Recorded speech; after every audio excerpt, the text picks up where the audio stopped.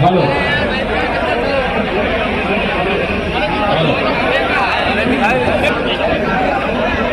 अब इसी के साथ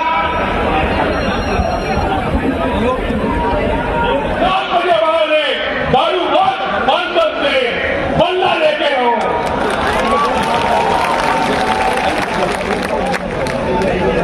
भारत के 5 बजे के बाद अपनी लगान को भूल जाने वाले व्यक्ति को आप लोगों ने सांसद बना दिया। मुझे भूल माफिया कहते हैं। अरे अगर हम क्यों भाई फिर एक हो जाए तो तुम्हारी तो पकड़ नहीं देंगे। हमारे भाइयों ने तुमको खोया। मुझे दुख इस बात का है कि आज एक मां के 6 लड़के और बाबा की गाली सुन रहे हो। मैं उस वीडियो को अपने मोबाइल पर रखा हूं। कसम मां की कहता हूं कि तेरे टुकड़े टुकड़े न करा दिए तो मनोस्थिति में फंडी की हो जाते हैं।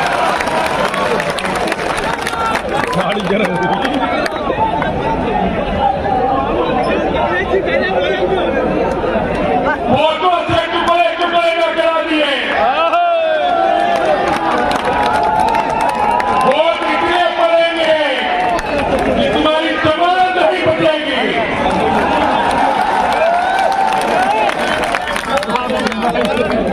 यहाँ बीजेपी के लोग जो कह रहे हैं हम दुनिया में विश्व गुरु बन गए हैं, बताओ विश्व गुरु बनने वाले लोग तुम्हारे यहाँ 7 नौजवान आत्महत्या कर रहा है और केवल एक में नहीं, आसाराम बाबू है फिरोजाबाद की एक बेटी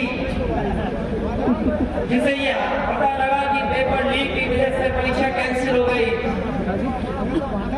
उसने आत्महत्या करने से कहा कि अब मेरे सामने कोई रास्ता नहीं है, अब मैं कुछ नहीं कर सकती, इसलिए उसने भी आत्महत्या कर दी। और ये हमारे नौजवान कह रहे हैं कि पेपर लीक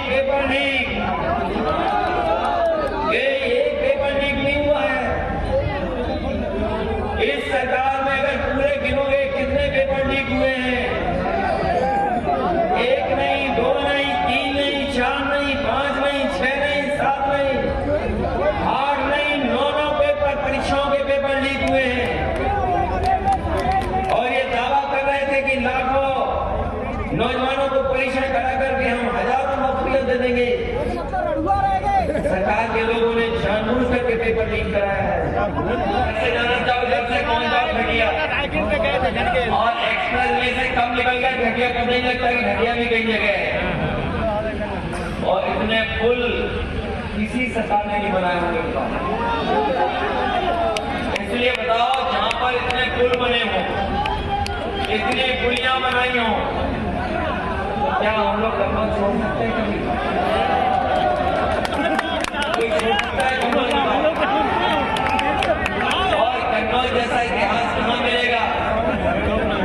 सोचिए, यहाँ से डॉक्टर लोहिया रहे, जब फरकाबाद और कन्नौज एक पुराना इतिहास जानते होंगे ये लोग, पुराना इतिहास जानते हुए डॉक्टर राममनोहर लोहिया यहीं से सांसद चुने गए।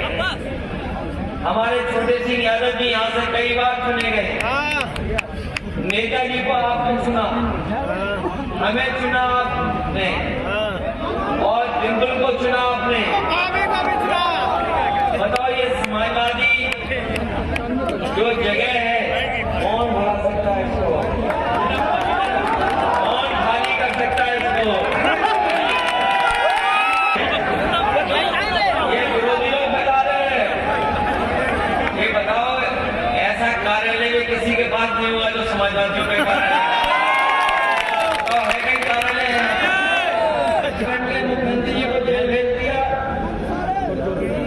और फिर क्या नारा दे रहे हैं कि 400 पार। अगर 400 पारी थी आपकी तो घबराहट क्या है आपको? अगर 400 पार जीत ही रहे थे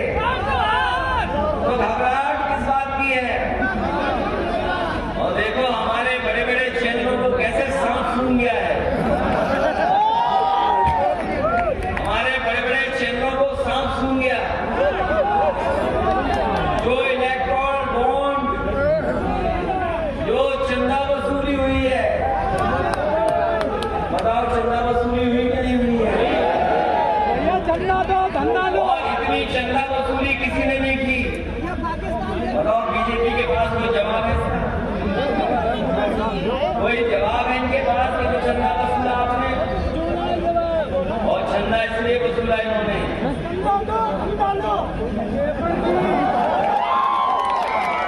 ये जो चंदा वसूला है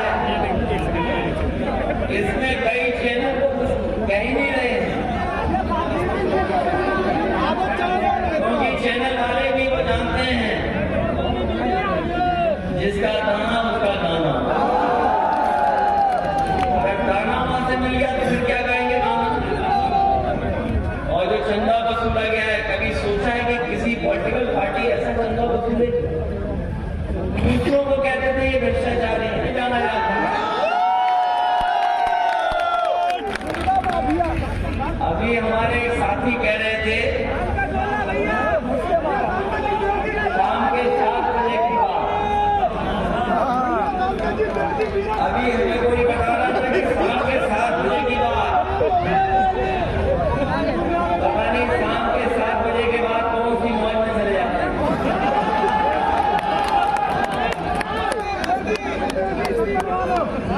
सोचिए सरकार कैसी है। इन्होंने पुलिस को कूटा कि नहीं कूटा? पुलिस को बताओ, वो वीडियो वायरल है कि नहीं है? इस बार पुलिस वालों ने भी बीजेपी के लिए तेल लगा रखा है अपने डंडे पे। बीजेपी वालों, इस बार तुम गड़बड़ी करो तब तुम्हें बताया जाएगा कि क्या होगा।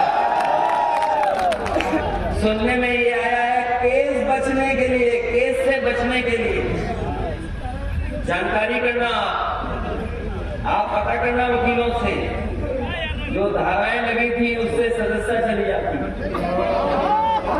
सुनने में आया है कि सांसद जी अकेले में कुछ माफीनामा बोल के आए हैं। ये दिखाने के लिए कुछ और, पीछे कुछ और है।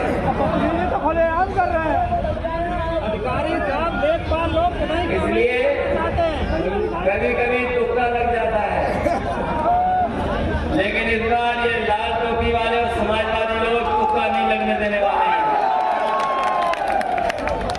यही कहते थे ना ये लोग कि सड़क में भ्रष्टाचार हुआ है, याद है कि नहीं याद है?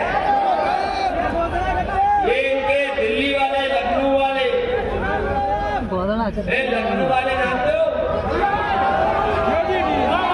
हालांकि एक अभी सुनने में आया, कुछ दिन पहले कार्यक्रम चल रहा था, विकसित भारत बनाने का कार्यक्रम चल रहा था। और विकसित भारत को सही मायने में हमारे प्रधानों ने चलाया है।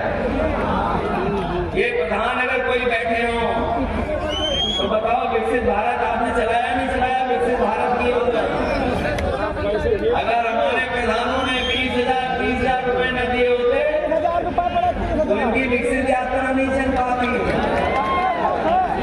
इन्होंने किसानों से, चेयरमैनों ने वसूल करके विकसित यात्रा की है। विकसित भारत, और आज आपने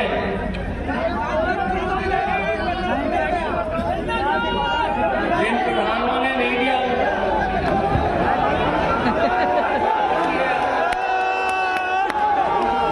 विकसित भारत योजना जो गांव शरीफ प्रधानों से वसूल करके जाएगी, वो हमारे प्रधान नहीं जानते होंगे कि कितना वसूला गया है। इतनी थूथू दुनिया में किसी पॉलिटिकल पार्टी की नहीं हुई जितना भारतीय जनता पार्टी की थूथू हो गई दुनिया में। इलेक्टोरल बॉन्ड नहीं है, इससे भारतीय जनता पार्टी का बैंड बज गया, बैंड। बताओ इनका बैंड बज गया कि नहीं बज गया? जब से चंदा वाली सूची आई है, सोशल मीडिया पे तो चल रही है, टीवी पे चले ना चले, लेकिन सोशल मीडिया पे तो चल रही है सूची। कितनी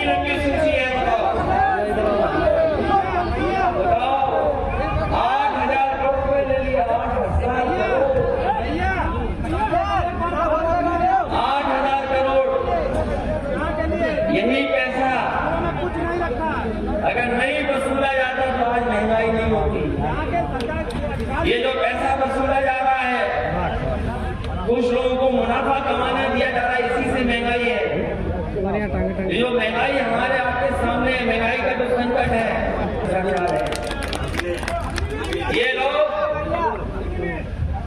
पैसा कमा रहे हैं डरा करके, धमका करके, डरा के धमका करके ये पैसा वसूल है ईडी, सीबीआई, इनकम टैक्स से। ये व्यवस्था को खत्म कर रहे हैं। जो व्यवस्था अच्छी होनी चाहिए उस व्यवस्था को खत्म कर रहे हैं और जनता को उलझा रहे हैं दूसरे मुद्दों पर। जैसे जनता महंगाई का सवाल न पूछे, महंगाई के साथ साथ बेरोजगारी का सवाल न पूछे। मैंने वो यही का एक नौजवान विजय पाल, जिसने आत्महत्या की, मैंने उसकी पूरी चिट्ठी पढ़ी थी और उस चिट्ठी में लिखा, उसने अपने बाबा से तो माफी मांगी। वहीं उसने ये भी लिखा विजय पाल ने कि जिस डिग्री को मैंने हासिल किया है और जिस डिग्री से मुझे नौकरी नहीं मिल सकती है, तो डिग्री वो मेरे किसी काम के लिए मैं जला रहा हूँ और आत्महत्या कर रहा हूँ। बताओ, दुनिया में कहीं ऐसा उदाहरण मिलेगा जब पढ़ा लिखा नौजवान निराश होकर के अपनी जान देता हो? बताओ, बीजेपी के पास कोई जवाब? और दिल्ली लखनऊ की सरकार का कार्यकाल भी आपने देख लिया। दिल्ली के 10 साल पूरे होने जा रहे हैं और उत्तर प्रदेश सरकार के 7 साल पूरे हो चुके हैं। लोकसभा वो क्षेत्र है जहां एक नौजवान ने अपनी डिग्री जला दी और कहा कि उस डिग्री से क्या फायदा जो नौकरी हमें न दिला सके। अपने पिता को, माँ बाप को चिट्ठी लिख के गया, बहन की शादी के लिए कह करके गया और माफी मांगते चला गया। क्या ये सरकार ऐसे ही विश्वगुरु बनाना चाहती है भारत को?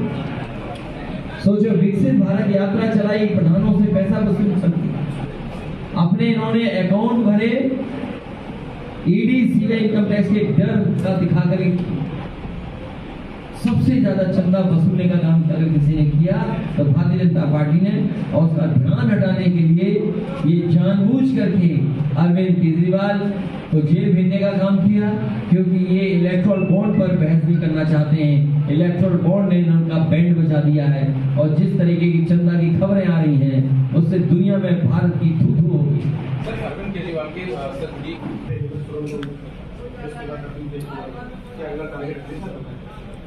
यार चंडू खाने का तुम्हारे लिए तो ये शब्द है, चंडू खाने का। सर, एक सवाल है, अभी जिस तरह से सर कल बीजेपी ने प्रेस कॉन्फ्रेंस करी, उसके बाद वो कह रहे हैं कि झारखंड में अघोषित मुख्यमंत्री हेमंत सोरेन जी की वाइफ हो गई है। केजरीवाल जी की वाइफ को भी उन्होंने अघोषित मुख्यमंत्री बता दिया और कहें ये कैसा लोकतंत्र है? वो केजरीवाल, सवाल ये है कि आप झूठे मुकदमे लगाए, चंदा वसूली के लिए आपने ईडी, सीबीआई, इनकम टैक्स को आगे किया, बड़ी बड़ी कंपनियों से आपने पैसा वसूला है। इस मुद्दे पर बहस न हो, इसलिए जानबूझ करके इस तरह के सवाल भारतीय जनता पार्टी उठाती है और अपने मीडिया सहयोगियों के माध्यम से उसको प्रोपोगेट करती है। सवाल ये है कि लोकतंत्र में क्या झूठे मुकदमे लगा करके किसी भी मुख्यमंत्री पद पर बैठे इंसान को जेल भेज देंगे? आप कैबिनेट के डिसीजन को आप नहीं मानेंगे। अगर आज आप कैबिनेट के डिसीजन को नहीं मान रहे, कल आपके भी कैबिनेट डिसीजन को कोई नहीं मानेगा। और फिर आज अगर मुख्यमंत्री जेल जा रहे हैं तो कोई मुख्यमंत्री क्यों बनना चाहेगा? वो तो एसओ बनना चाहेगा, नौकरी पाएगा, एसओ की अच्छी नौकरी है, क्या मुख्यमंत्री जेल भेजने को ले जाएंगे? आप लोकतंत्र को कमजोर करना है, आपका इंस्टीट्यूशन को आप कमजोर कर रहे हैं, इसका मतलब आप लोकतंत्र को कमजोर कर रहे हैं। और इंस्टीट्यूशन को कोई कमजोर कर रहा है तो वो भारतीय जनता पार्टी है। क्या इस पर बहस नहीं होनी चाहिए कि आपने उद्योगपतियों से 1,000 करोड़ रुपए लिए, आपने 500 करोड़ रुपए लिए, 400 करोड़ रुपए लिए, आपने वैक्सीन की कंपनी को नहीं छोड़ा, आपने जिसको ईडी, सीबीआई, इनकम टैक्स को दबाव बनाया, दूसरे दिन पैसा ले लिया। एक ही व्यक्ति अगर आपको इलेक्टोरल बॉन्ड से दे रहा है, वो जायज पैसा है? सोचिए आप, कभी कल्पना करो केस क्या है। एक ही आदमी सब जगह पैसा पहुंचा रहा है। इलेक्टोरल बॉन्ड से अगर बीजेपी को